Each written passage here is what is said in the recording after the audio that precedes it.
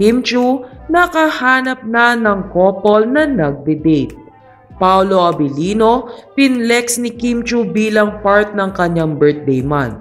Narito at alamin natin ang mga detalye.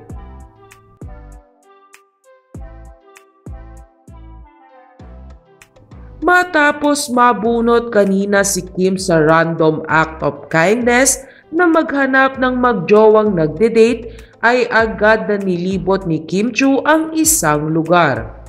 Sa mga litrato na kumakalat ngayon ay makikita nga na kahit gabi ay sinuyod talaga ni Kim Chu ang naturang lugar para magawa ang kanyang task sa It's Showtime.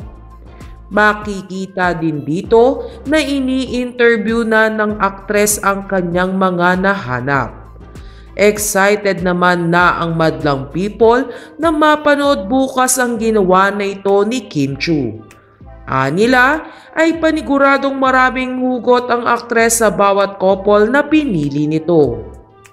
Samantala, nag-post naman si Kim Chu sa kanyang Instagram account ng compilation ng mga nangyari sa kanya sa buwan ng April.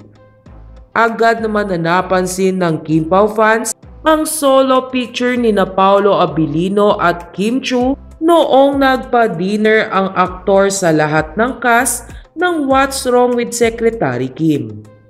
Kilig na kilig nga ang Kim Pao fans sa pagsama na ito ni Kim Chu kay Paolo Abilino. Anila ay malaking parte talaga ang aktor sa araw-araw na ganap ni Kim Chu, mapa on-cam man o off-cam.